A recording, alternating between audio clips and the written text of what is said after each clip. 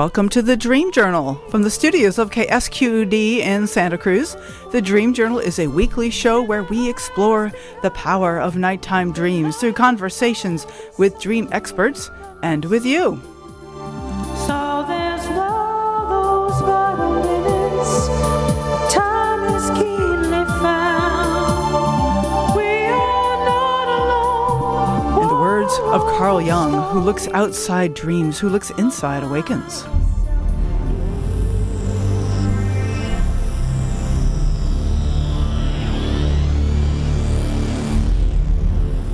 Today's music is called The Seventh Sun. Thank you, Rick Clevel. When should you do the opposite of what you usually do?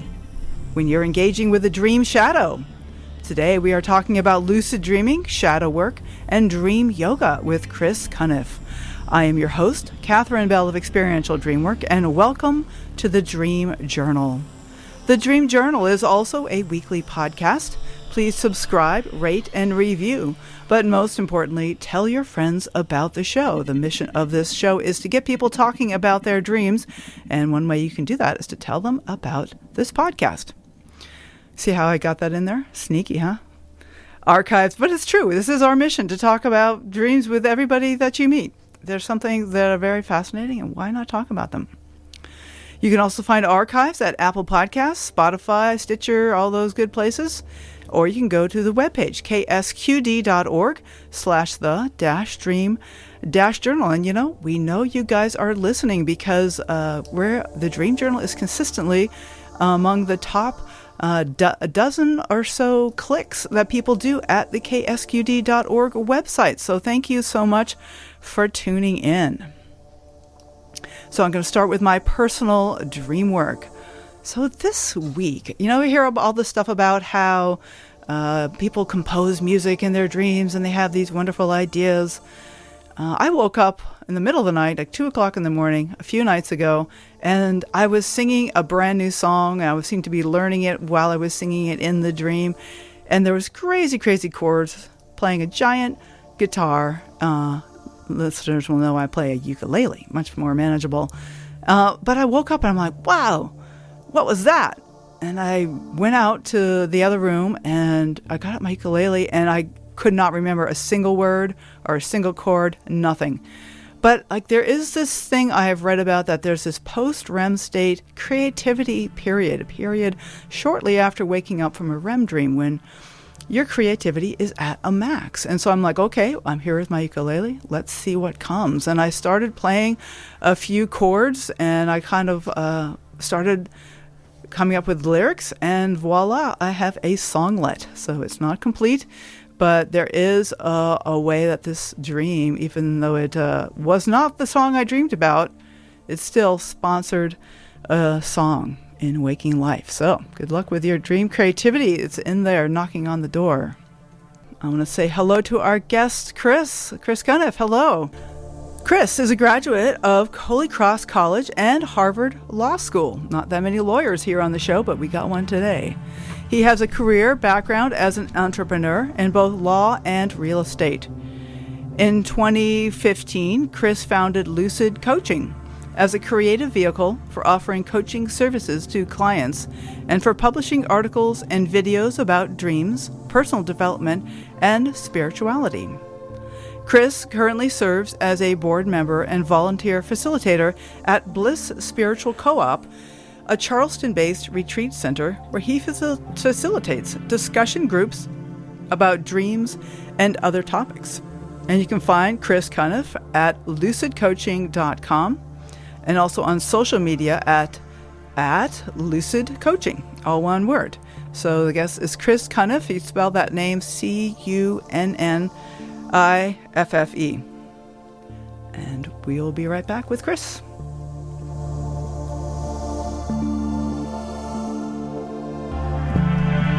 Okay, Chris. Hello.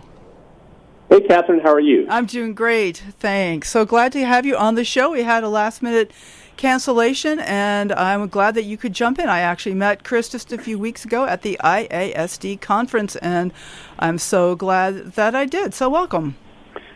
Thank you. It's a pleasure to be here. Great. So I wonder if you could start by just telling us about your journey with dreams. I understand that you're a lawyer or at least a graduate of law school. And would you say a little bit about your background and what drew you into dreaming and other spiritual practices? Yeah, sure. I'd be happy to give you a little background. Yeah, I think Please. I'm a little bit of an unusual background for a dream teacher.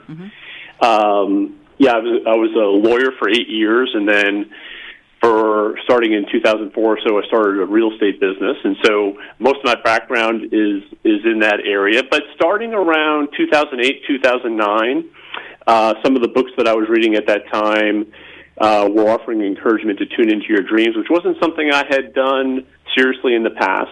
And gradually, and then I'd say starting around 2011, with greater seriousness, I really started tuning in and was amazed by some of the insights I got and really some of the transformative elements that came into my life from my dream work. Do you have any examples that you'd like to share of some of the early inspiration? Yeah, I can give you a good example. Matter of fact, this maybe gives me an excuse to sort of transition a little bit into the structure I was going to offer today, where we talk about this theme of doing the opposite. Yeah, perfect. So doing the opposite in my coaching work is basically taking an idea from mass consciousness, some dominant belief we have in our culture, and then maybe doing the opposite. So the first area where I like to do that is how our culture looks at dreams. Our culture tends to devalue dreams, unfortunately. True. It tends to think that this is the random firing of neurons. This is sometimes the feedback we get from the scientific community. And even sometimes when science is right, like sometimes we hear scientists now say, well, it's consolidating memory. And that's probably some function of what dreams are doing.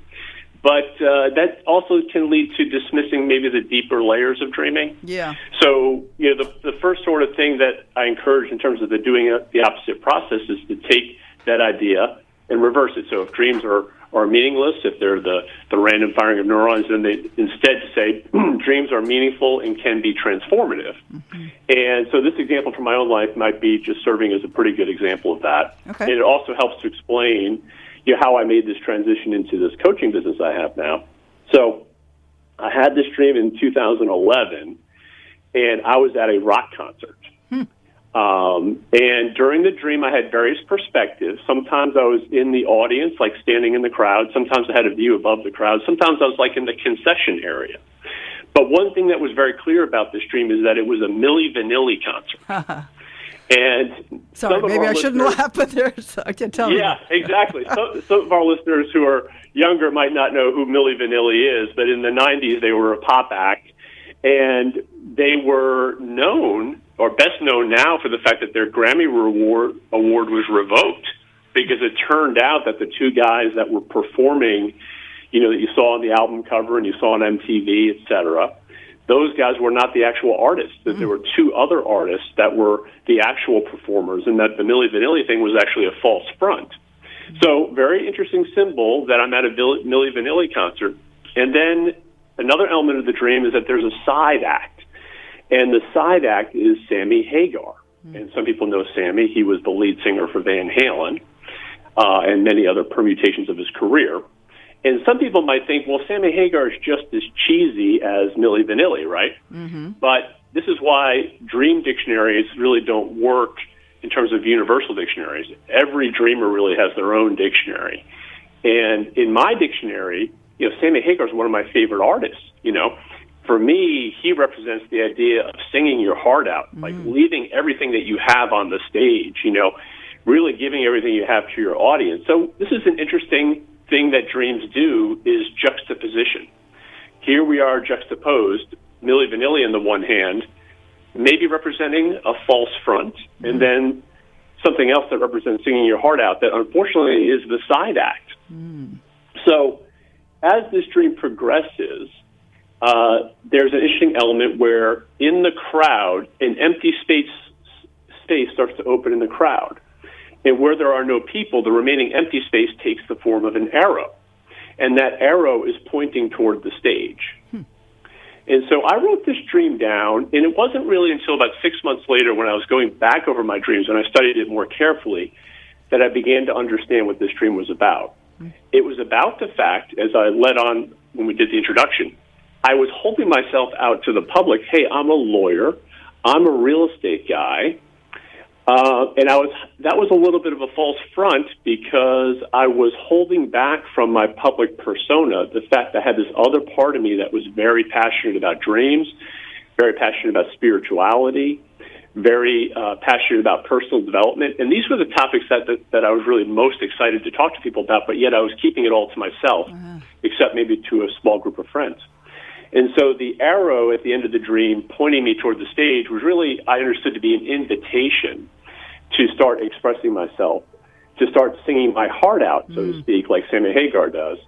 And, here I am today. I'm on a radio show talking to someone about dreams, and that dream was transformative for me. It sort of helping to make that transition. Oh, perfect. And so you recognized that there was a false front going on for you and that it was more of an invitation to be authentic. And that led you to doing a lot more of the spiritual work that you're doing now. Yeah, exactly. So the first step in that process was I got the inspiration to start a website, which is called lucidcoaching.com. And I started blogging on the website, writing articles on the website, creating videos on the website. And that in turn led to public speaking opportunities. And of course, attending dream conferences where I meet great people like yourself. And so it created an outward expression of what was something that was previously just something I had going on the inside. Okay. All right. So what are the next steps? Like, well, where do you take that next? Yeah. So let's talk about that's one element. I'm going to introduce 4 elements of this sort of doing the opposite process. Perfect. One is starting to say, okay, if mass consciousness says dreams are meaningless, then let's do the opposite and look for meaning. Let's look for transformational elements of dreams. The second thing I got interested in was the fact that mass consciousness tells us that sleep is basically a time when we shut down. We work all day, we work hard, we get exhausted. At the end of the day, we shut down the system. Most people do not remember anything that happens to them in those 6 or 8 or 9 hours while they're sleeping. But what would be the opposite of doing that? The opposite of doing that would be to look at sleep as an opportunity to sort of stretch and expand our consciousness. And this also includes the idea of what I'll call, in broad terms, the idea of lucidity. And so lucidity is, for me, bringing any kind of awareness to this period of time that we're sleeping. On one hand, that awareness can be simply journaling your dreams. And then on the full extent of it would be having full-blown lucid dreams, a dream where you sort of have your waking consciousness with you while you're dreaming. You'll be able to become aware during the dream state and say, aha, I'm dreaming. So another way to play with this would be to think of lucidity as a sliding scale. So lucidity is this idea of just bringing greater awareness to what we have going on in those hours. Sometimes you can do it on the periphery. So, for instance, as you're going to sleep, you'll experience hypnagogic imagery as you're going into sleep onset. And as you're waking up, you'll experience the hypnopompic imagery, which is sort of this liminal in-between state. So another way to practice adding this element of lucidity to your life in this sort of stage of your life is to start paying more attention to what happens as you're going to sleep and as you're waking up. And also as you're waking up, to not rush right away and check your email or check the news or listen to the radio, but instead, use your awareness here. You extend your awareness into this period of these liminal states so that you give your body time to relax and to tune in to see if there was experiences. Well, like I don't know if you were able to hear that I described with my dream this week, that to take advantage of that sense of creativity that happens when shortly after we wake up, especially right out of a REM state, that there is a way that our mind is structured more loosely then, and that we can make connections that we don't always make, and so that's a good time for. I did hear. Yeah, I did hear your description. That was a perfect example of stretching that awareness. Well, I love to say, I just want to jump in and say, Chris, that I appreciate you that even being aware of our dreams and working with them when we're awake as an example of being on the lucid spectrum, because I have been frequently frustrated trying to become lucid in my dreams, and yet I do work with my dreams a lot. So I'm happy to be included as a lucid dreamer because I work with my dreams. Yeah, and again, it's a sliding scale. I think the mistake we sometimes make, now there is a difference, obviously, if you have someone who's an expert in lucid dreaming who has full-blown lucid dreams, that is another realm of experience to explore, and I've had the benefit of having some really interesting experiences in that. But I talk about lucidity as a sliding scale because I don't want to devalue the awareness element when it's not a full-blown lucid dream. It's still a very valuable process. Mm-hmm. I appreciate that. Yeah, and then so the third idea that I use with the coaching work, and these ideas you'll start to see, they start to build upon one another. The third idea that we get sometimes from mass consciousness is that we should fear and possibly avoid or escape from nightmares. Mm-hmm. So we get this from some of our movies, right? When we have all these negative things going on, and you want to run away from it. You want to sort of lock the basement door and keep away from these sort of elements that are unsavory in our life. Right. So if we were to do the exact opposite of that, what would we do? We would embrace our nightmares. Mm-hmm. We would embrace these elements that are unsavory because they can be powerful messengers of what we have, of work we need to do on the inside, and that can then reveal tremendous benefits for us in our outer life as well. So, if you think for a minute about anything that you reject in your life or in your dreams, that you deny, that you disown, that you push against, the invitation is to reconsider and whether it might be worth exploring those further. And I'd like to give an example, if I could. Yes. From, not from my own life, but there's a well-known lucid dreamer. He passed away many years ago. His name's Paul Foley. He was a German lucid dreamer. And I think he has an example of a lucid dream with shadow elements that gives us an opportunity to sort of see a good example of this. So he had a dream. He was working on his lucidity so that when he'd experience things in the dream that were unusual, he tried to he started to develop a process where maybe he should engage with these things. So he has a dream where he's being chased by a tiger, and initially he buys into the mass consciousness thing. Okay, I need to run away from this tiger. I'm in the middle of a nightmare. I need to run away. I need to flee. But then he catches himself and he says, well, wait a minute. This is a dream. So he turns around, he gets the courage, he faces the tiger, and he basically asks the tiger, stands his ground a little bit and says, hey, who are you? And as he asks that question, the tiger seems to be taken aback and surprised, by the question. And the tiger then transforms into his deceased father. Oh.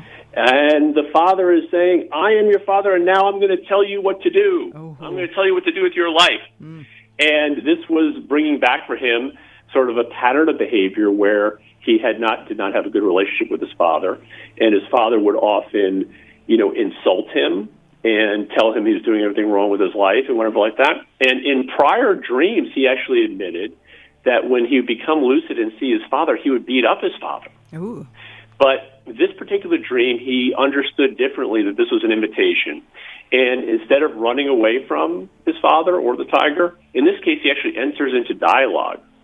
And it becomes a very constructive dialogue. At the end of the conversation, they actually shake hands. And then his father seems to sort of vaporize and slip into his own body. And he remains the only person in the dream. And he said after that incident, his father never appeared in a future dream as a threatening or insulting figure. Instead, that basically that dysfunctional element that he had going on, that shadow element that had been unresolved, had been resolved. And so I think that's a really good example of the advantage, because that led to healing. That led to a healing of a major element of his life. So this tiger that was pursuing him and showing up also as a negative father figure was trying to integrate something in this person, and so that's why he kept coming back. It was something important, apparently, that shouldn't be ignored. So even though nightmares don't feel good, because they don't feel good, there's something important happening here. Right, and this is the thing, especially recurring nightmares. Okay. If it's a recurring nightmare, that is a just flashing red light that says, hey, this is important. There's something going on. It's a message. I think of it as a message from your inner self. There's something important that you're missing. Right. There's something about your current belief system or your current set of dominant thoughts that is off. And it's an invitation. And sometimes dreams or nightmares, they come to us so forcefully. Some people really have powerful nightmares. Sometimes they come to us so forcefully because we're not doing other types of tuning in.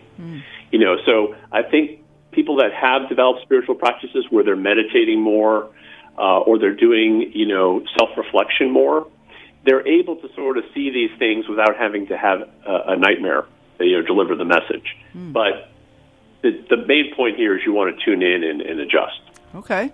Yeah, no, I'd love to talk some more about shadow work and doing the opposite of this, but I'm aware you have a fourth item on your list. You wanted to get to the fourth? Sure. So let's jump into the fourth item, and then we'll sort of get this out of the way. Okay. But the fourth item is the biggest one for me in terms of taking dream work and then transitioning it to how do we apply this in our waking life, right? So one of the beliefs that we often borrow, most of us borrow from mass consciousness, is that there's a big difference between dream experience and physical reality experience, in that we see physical reality as strictly a physical environment, whereas we see dream reality as, a fleeting psychological environment, right? Yeah. It's not really real. But physical reality, in contrast, is perceived as rock hard, And so one of the things I want to do is to revisit with my clients when we talk about this idea. Let's do the opposite. Let's pretend for a minute that physical reality isn't entirely a hard-nosed physical process. Let's say instead that, like dreams, physical reality is fluid, and it has some dreamlike qualities. It has some qualities that you might think of as being more akin to a psychological environment than it is to a purely physical environment. And the idea is, just like we have dream figures that come to us in the dream state, we also have what you can think of as dream figures, or I sometimes call them cartoon characters, that come to us in waking life. And many times these cartoon characters have many similarities to dream figures, especially when we think of the context of nightmares. Sometimes there's, you think about, so one of the things I do with my coaching work during one of the first meetings I'll have with a client will be to say, hey, tell me about the cartoon characters in your waking life. Yeah, what does that mean? Because say more. Give me. I want to know. Yeah. Yeah. So if they look perplexed, which they often do, I say, tell me about the people in your life that rub you the wrong way, that get under your skin, that annoy you, that pester you, that you really wish would change and behave differently around you. Who are the people that you have, when you see their number pop up on your phone, you have that immediately, geez, I don't think I want to deal with this person, right? Yep. And we might think, just like with nightmares, we want to run from and avoid. We want to do the fight or flight mechanism. Sometimes we're going to fight them, sometimes we're going to flee from them, but we're usually not going to dialogue with them, right? Yeah, true enough. So I try to look for, when talking with clients, because I sometimes tell clients, if you don't have a dream from your sleep state to share with me, that's all right. Go ahead and tell me a story from your waking life. Right. Because often you can draw the same kind of information when you start thinking about physical life as a psychological environment. You can draw a lot of information just like you can from the dream state from it. So let me go ahead and try to give an example of this. Yeah. I know this can be sort of a pie in the sky idea. So I'm going to tell you about an object rather than initially I'm going to tell you sort of about an object rather than a person. So I was, a few years ago, we have a beach community near where I live in the Charleston, South Carolina area, and we have a beach community nearby called Sullivan's Island. And I went out to Sullivan's Island, and I parked my car, went for a beach walk. I came back, and I had a bright orange ticket on my window shield. Darn. And I look at the ticket, and it's because I had one of my tires was just barely touching the pavement, and that's against the rules. And so I got this, whatever it was, $50 parking ticket. And my immediate reaction, as you might imagine, was sort of annoyance, anger, and frustration. But I had been training myself to sort of like we talked about Paul Foley in the dream, to sort of like gather yourself and see if you can pivot. Whenever anything negative happens, see if you can pivot and look at it. And is there some symbolic quality here that I can understand better? And as I thought about the parking ticket, it came to me as an immediate aha, because I had a month or two before that, my real estate company had gotten another, call it finer ticket from Sullivan's Island, because we had put a real estate sign in the yard of a house that we were selling, and they wrote me a letter saying, hey, you guys don't have a business license to do business out here, and so you need to do X, Y, and Z. And they collected a nice $500 business license fee so that we could put a sign out there. And at the time, I thought, I've been nickeled and dimed by this small little town. And as a matter of fact, if I remembered, when I was driving to the beach that day and I saw these other real estate companies that had signs in various properties, I remember saying to myself, I hope you all have your business license fees paid up because, you're going to get nickeled and dimed by the town, And so getting the parking ticket made me realize, this is a symbol. It's reflecting back to me my own belief system. It's reflecting back to me that I believe Sullivan's Island is a place where you get nickeled and dimed. That if you have your tire barely on the pavement, you're going to get a parking ticket. And it was able to use that and say, okay, I need to pivot. I need to change. It's like that same kind of thing that a nightmare can do sometimes. I need to make a change about my dominant thoughts about this place. And then I started to remember that I used to live on the island, and I used to do, we used to have these bonfire parties out there, and I started having all the positive memories about that. And then I remembered that I proposed to my wife on Sullivan's Island, and I remembered the place where that happened. And I could really feel this very visceral shift in my body happen immediately, and I suddenly was very thankful for the parking ticket, because it had caused me... I believe it was a message from my unconscious or from my inner self that I had something off with my system of beliefs, that there were other systems of belief and thought that would better serve me, and that this was an opportunity to make that shift. Wow. Okay. So using a waking life moment as if it was a nightmare, turning towards it and embracing it. Embracing it. In this case, I'm not embracing a dream figure. I'm embracing a dream, or I might be embracing the entire council out there, maybe, right? But in the immediate moment, I'm embracing the actual physical item. And there are other examples, of course, you can give where you actually have waking reality interactions with actual people. If we have time, I can get into an example of that. Okay, well, let's do that after we come back from the break. So glad to have you on the show, Chris. This is Chris Cunniffe, and his website is lucidcoaching.com, and you're listening to The Dream Journal. My name is Catherine Bell. We are broadcast live from the KSQD studios in Santa Cruz and co-broadcast live in San Jose by KCXU.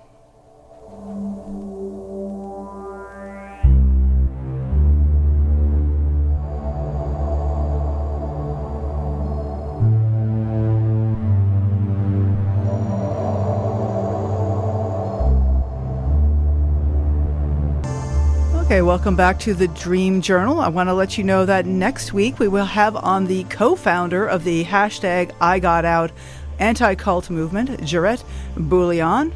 And I also have a new round of workshops starting on Monday. So you're welcome to join, even if you're hearing this as a podcast. The topic will be ancestors. And but we'll be dealing with all kinds of dreams, and you might be surprised as I've started looking for these moments in my dreams. They show up in all kinds of different dreams. So workshops, we have these live interactive workshops from 3 to 4:30 Pacific time. You can send me an email if you'd like to join at Catherine@ksqd.org. That's KATHERINE@ksqd.org. So I am Catherine Bell. Our guest today is Chris Cunniffe, and he's lucidcoaching.com, and we are talking about his approach of doing the opposite and what that means in regards to dream work. So welcome back, Chris. Great. I'm glad to be back. I wonder if you want to get into one of those examples that you were hitting at right before the break. Yeah, so, just to reposition ourselves, we're talking about the idea of looking at waking life as having dreamlike qualities. Yes.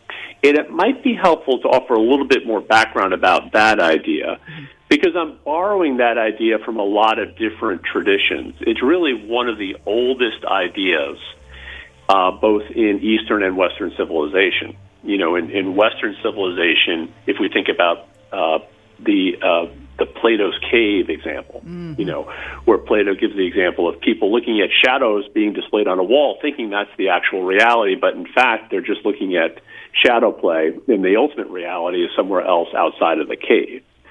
And then, if we want to look at Eastern culture, in the Taoist tradition, there's the story of the man who dreams of the butterfly. And then he wakes up, he starts to question, wait, was I dreaming of the butterfly, or am I the butterfly dreaming of me? You start to have this sort of confusion over which is which, right? So this is a really, really old idea. It might be really the oldest idea that we play with in culture.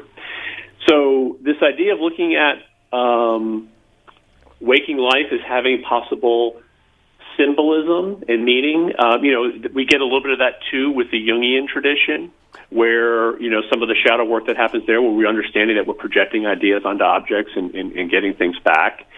So, but also, Buddhism plays around with this to some degree as well. The Tibetan Buddhism school, which some people refer to as dream yoga, it's a variation of lucid dreaming practice, but has deeper roots.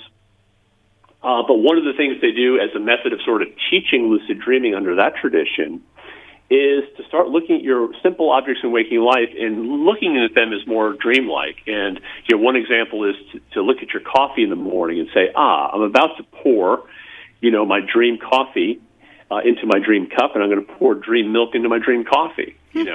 Start looking at it like that. It just take away a little bit of the rigidity that we tend to use when we look at waking life in a little more fluid environment.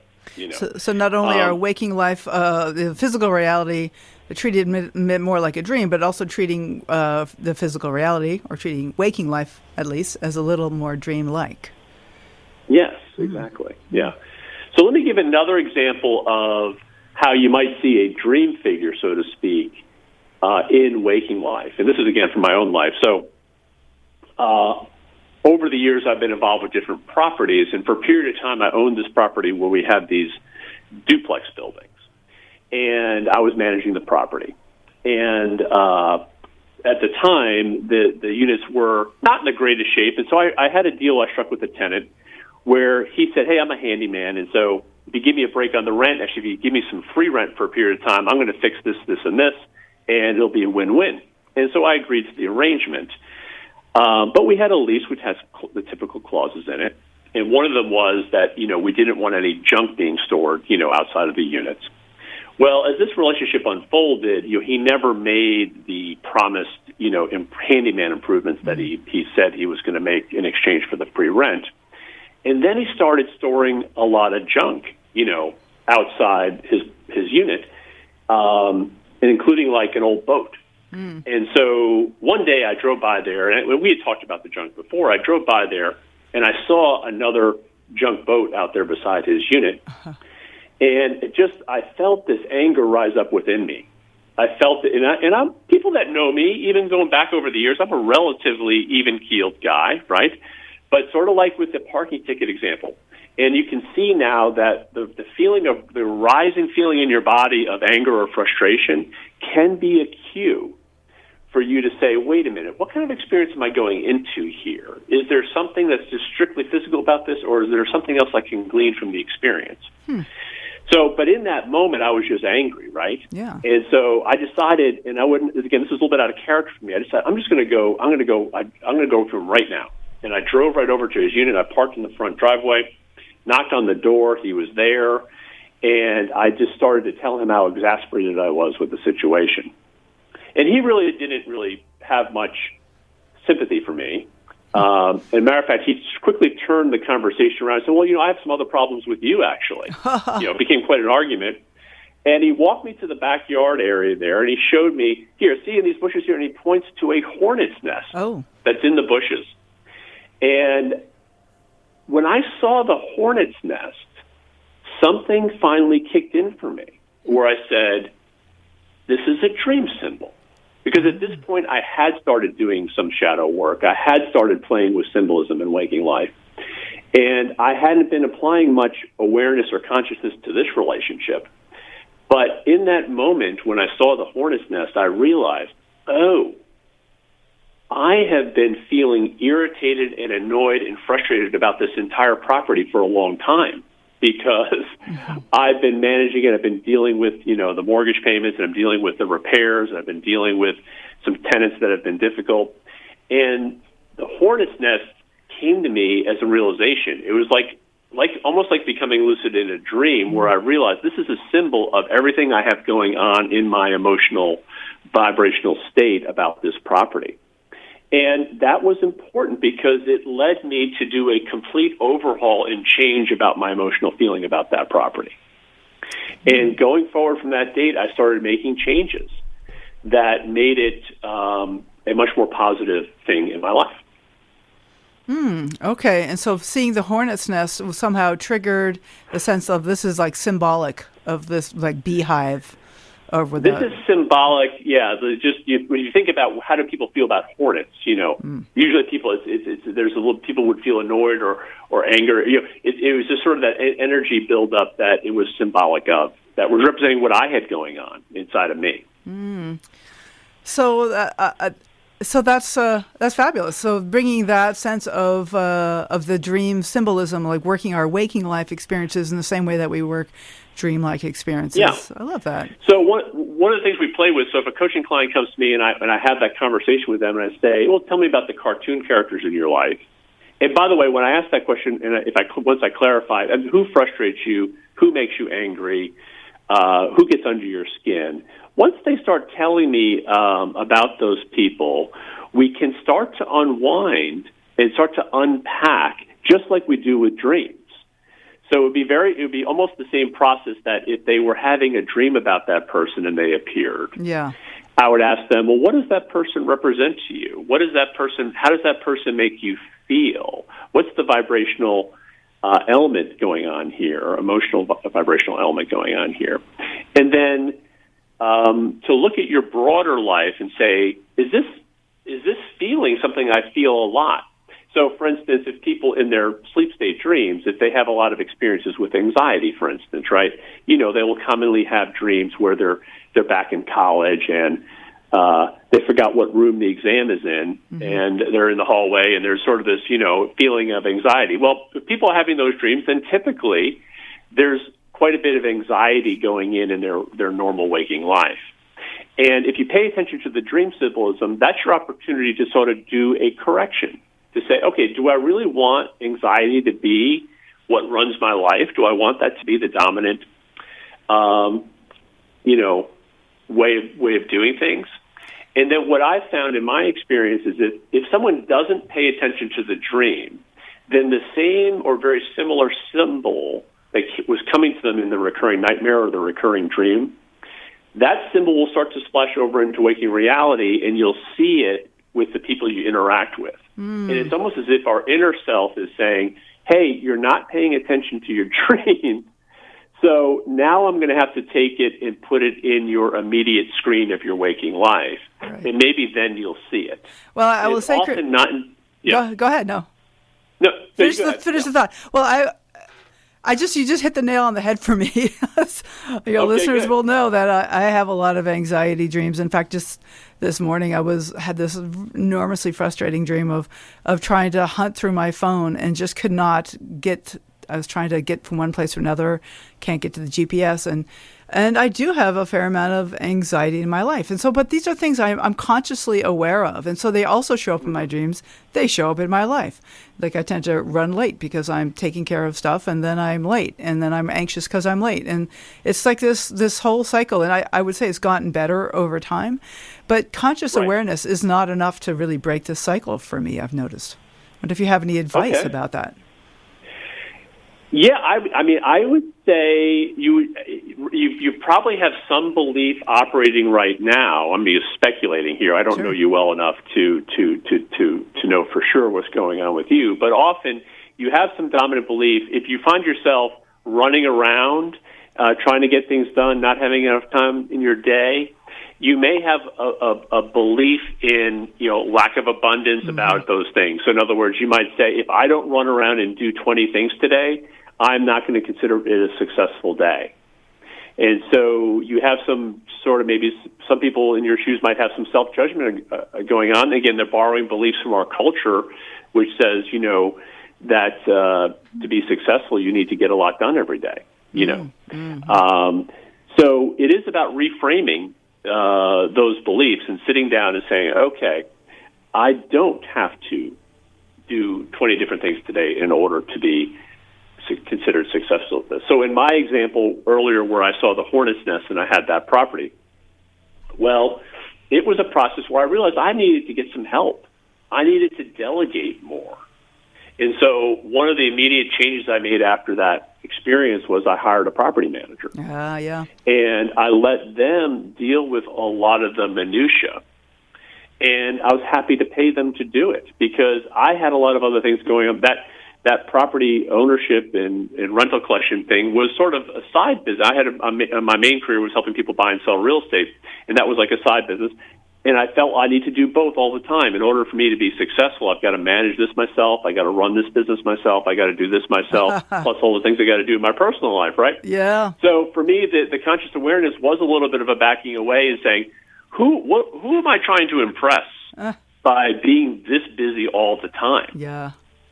And do I need to be living this kind of lifestyle, or can I simply start to take this to-do list and take the bottom half of it and put it on the back page and say, that stuff I'll get to if I get to it. Delegate. And start to delegate. Start to delegate and also prioritize. Start to say, you know what, I'm going to lead. And I do have a process I sometimes work with clients on to-do lists, because a lot of times what you really need to do is have a 3-page to-do list. On the very first page is things that absolutely must get done today. And often that's usually 1 or 2 things.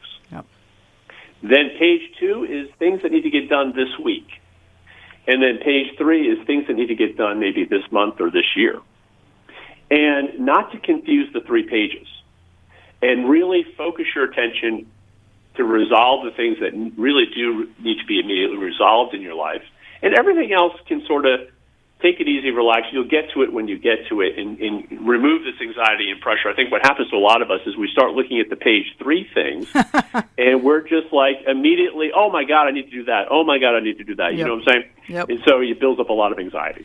Totally. No, you've definitely hitting some ahas for me. I have a blind spot about delegating. I feel like I'm the one who does it. I have to do it. It won't get done right if I don't do it. And yet I'm like swamped with stuff. And I know this is about myself, and I need to hire some people and just let them do it. And it's not that important how well it gets done. Like vacuuming the freaking carpets. Would that be nice to have somebody else do that? To have faith? You could delegate. You could delegate that. You absolutely could. Oh, well, this is helpful, Chris. Okay. So I'm wondering, we have about 10 minutes left or so, and I'm wondering if you want to get into a little bit about this topic of counterparts or soulmates. Is this something that... Yeah, yes, sure. I'm very curious about that. I saw that on the list, and I'm like... Yeah, so during the recent Dream Conference, Yeah. I took that opportunity. You have an opportunity to apply and give a talk, and so I gave a talk about counterparts. And it's something I've been interested in for a long time. And there's really a couple different things that got me interested in it. One is I had these, what I would call unexpected recurring dream figures. You have these experiences where you expect to dream about, for instance, your spouse. You expect maybe to dream about your parents or your siblings. You might expect to dream about your close friends.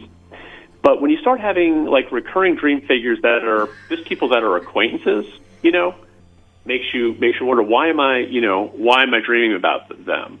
And so counterpart theory is a theory that comes out of from an author named Jane Roberts. Okay. And there's a suggestion that we have these inner relationships with some people, that our soul, you might say, looks at physical life not through one set of eyes, but through several sets of eyes. And that, not everyone we meet in waking life is connected to us strongly on the inner plane, but there are some people that you might think of as being spiritual cousins, that you have this sort of inner relationship with. And that if you study your dreams, you can start to potentially identify some of these people. So different things to look for in dreams. So I have one example I'll give. Yeah. I'll give this guy a name. I'm going to call him Keith. That's not his real name. And Keith is a business acquaintance of mine. And we would normally see each other, once or maybe twice a year, just, walking at the supermarket or something like that. We live in the same city, but I live in Charleston. It's a fairly large city. We have close to 1 million people in the metro area. So it's not like I would normally run into him. But I had this set of dreams where, I think this was in 2012 or 13, in the course of 6 months, I had 7 or 8 dreams about him. Oh, wow. And I was like, gosh, that's really odd because he's not a close friend, And I started looking at the symbolism a little bit. And there was one dream where he approaches me, and he has a sneaker on one foot and a dress shoe on the other foot. And I look at my feet, and I have a sneaker on one foot and a dress shoe on the other foot. And I'm like, well, that's just really odd. Like this sort of funny, mirroring going on. Yeah. And then I had another dream with him where we're sharing an office. And in order to get to my office, you have to walk through his office, like the offices are interconnected.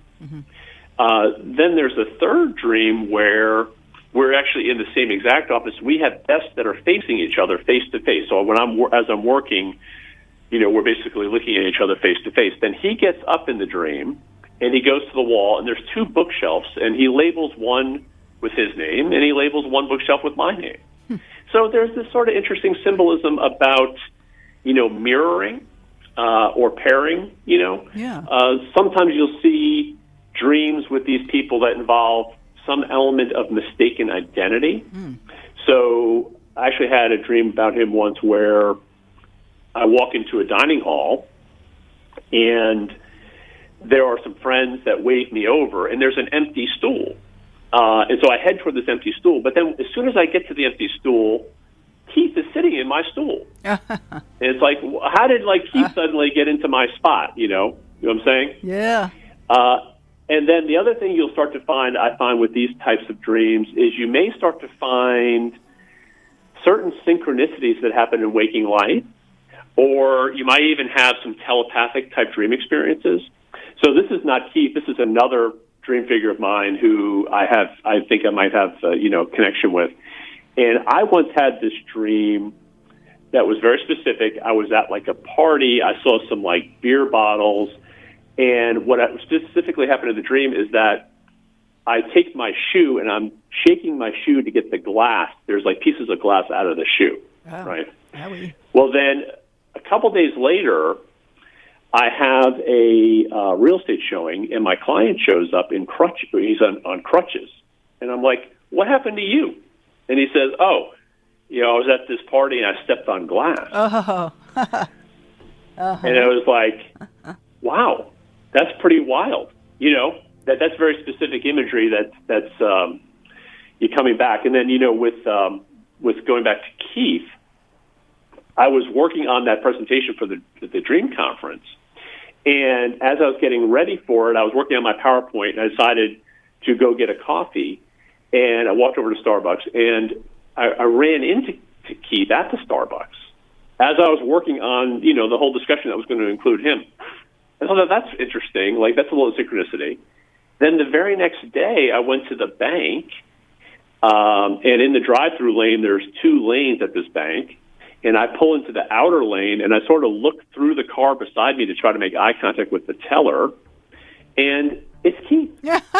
So two days in a row, as I'm preparing for my presentation about counterparts, I run into this person who I've identified as a potential counterpart. So I tend to find you will see a little bit of bleed through And this is sort of maybe what's unique and different about my coaching work is, yes, I'm interested in dreams, but yes, we're also interested in waking life and how similar it can be to the functioning of dream states. So Chris, what do you think is going on here with these counterparts? What do you think? Is it like a nudge to get better acquaintance, better relationship with them, or what? In some cases, yes. I know that I can think of one person who is a counterpart who I have done significant business transactions with. Okay. So it could be an invitation to say, hey, this is an ally. This is someone who's an ally of yours on the inner planes and that you can connect with, and maybe you can work together. But I think in the larger picture of things, I think it just is, for me, is my inner self trying to give me the bigger picture, to understand that all the separateness that we see in life, we tend to think of ourselves as separate from all the objects and other people in our lives. But it's a message to say, really, that's an illusion. Ultimately, there's a strong web of interconnection between all of us. And that counterpart theory, or soulmate theory, you might say, that's one expression of this interconnectedness, that there are some people that you are even closer connected to than I think you're ultimately connected with everybody on the planet. But there are some people that might be your close cousins. Interesting. Oh, my goodness. Chris, this is a fascinating conversation, but I'd like to do a little wrap-up here. So lucidcoaching.com is your webpage. And I wonder, do you have any offerings coming up to mention to people? What do you do? And then I'd like to finish with final thoughts. Absolutely, yeah. So, lucidcoaching.com. I would say to keep up with what I'm working on, and I am working on a book that's probably not coming out this year, but probably next year. But if you want to follow my blog posts and get updates about my book and things like that, just log on to lucidcoaching.com. Pretty much within 5 seconds, the screen will pop up and ask you if you want to register and give me your name and email address. And I promise, I don't send out more than one email per month, so I'm not going to be hawking products and things like that. And then, of course, I do offer personal coaching services, and I call it dream coaching and abundance coaching. And so you go to lucidcoaching.com, and you can learn more about those coaching programs. You can email me, chris@lucidcoaching.com. Excellent. And just in the maybe last 15, 20 seconds, do you have some encouragements that you'd like to give to our listeners? I would say absolutely, tune into your dreams. You'll be amazed. If you started tuning in already, just tune in even deeper. The deeper you go, I think the rewards are even more rewarding. Fabulous. Thank you so much. This is Chris Cunniffe, and I will hopefully stay in touch. Thank you, Catherine. It was a pleasure being on the air. All right. Bye now. Bye-bye. So, thanks for listening. The Dream Journal is produced at the studios of KSQD in Santa Cruz, and it's live every Saturday from 10 to 11 a.m. Pacific, and you can listen at ksqd.org. The podcast is released on the Monday after the show. It keeps us growing when you subscribe, rate, and review. I am Catherine Bell. Find out about my dream coaching practice at experientialdreamwork.com. You can also email me at Catherine@ksqd.org. That's KATHERINE@ksqd.org. Follow Experiential Dreamwork on Facebook and Instagram to find out about upcoming shows. I'd like to thank Rick Kleffel, engineer and music creator. You can find the ambient music at pandemiad.com. I'd like to thank Tony Rissimano, Eva Milady, and the intro music is Water Over Stones. Outro music is Everything, both by Mood Science. When you wake up, take a minute to write down your dream and bring it to the next Dream Journal.